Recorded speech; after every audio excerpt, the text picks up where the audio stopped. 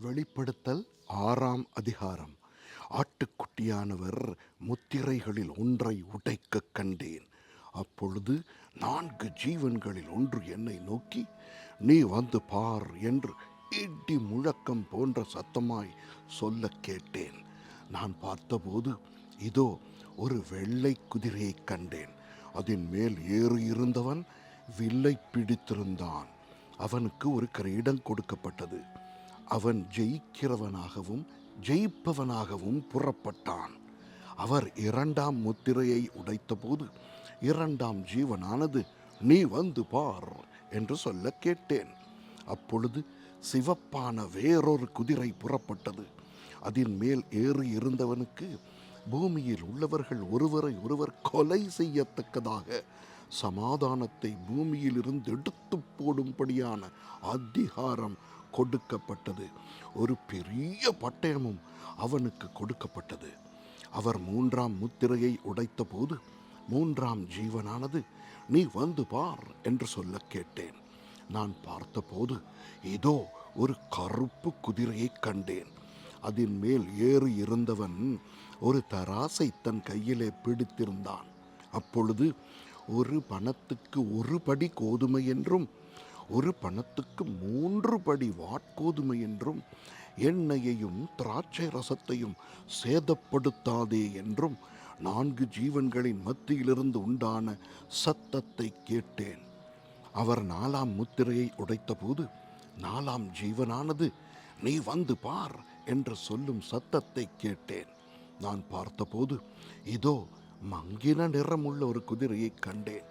அதன் மேல் ஏறி இருந்தவனுக்கு மரணம் என்று பெயர். பாதாளம் அவன் பின் சென்றது. பட்டயத்தினாலும் பஞ்சத்தினாலும் சாவினாலும் பூமியின் துஷ்ட மிருகங்களினாலும் பூமியின் காட்பங்கில் உள்ளவர்களை கொலை செய்யும்படியான அதிகாரம் அவைகளுக்கு கொடுக்கப்பட்டது.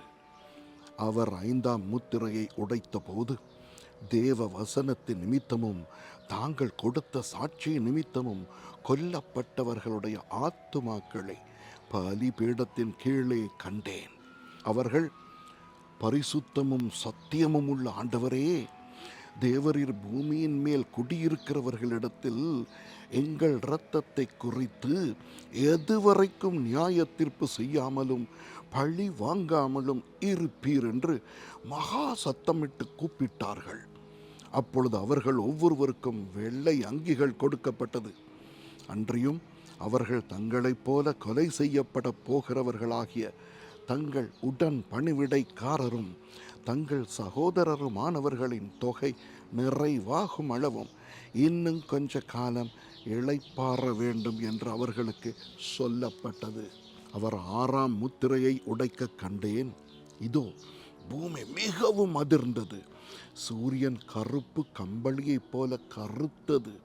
சந்திரன் இரத்தம் போலாயிற்று. அத்தி மரமானது பெருங்காற்றினால் அசைக்கப்படும் போது அதன் காய்கள் உதிருகிறது போல வானத்தின் நட்சத்திரங்களும் பூமியிலே விழுந்தது. வானமும் சுருட்டப்பட்ட புஸ்தகம் போலாகி விலகி போயிற்று. மலைகள் தீவுகள் யாவும் தங்கள் இடங்களை விட்டு அகன்று போயின. பூமியின் ராஜாக்களும் பெரியோர்களும் ஐசுவரியவான்களும் சேனை தலைவர்களும் பலவான்களும் அடிமைகள் யாவரும் சுயாதீனர் யாவரும் பர்வதங்களின் குகைகளிலும் கண்மலைகளிலும் ஒளித்து கொண்டு பர்வதங்களையும் கண்மலைகளையும் நோக்கி, நீங்கள் எங்கள் மேல் விழுந்து சிங்காசனத்தின் மேல் வீற்றிருக்கிறவருடைய முகத்துக்கும் ஆட்டுக்குட்டியானவருடைய கோபத்துக்கும் எங்களை மறைத்து கொள்ளுங்கள். அவருடைய கோபாக்கினையின் மகா நாள் வந்துவிட்டது. யார் நிலை நிற்கக்கூடும் என்றார்கள். ஆமென்.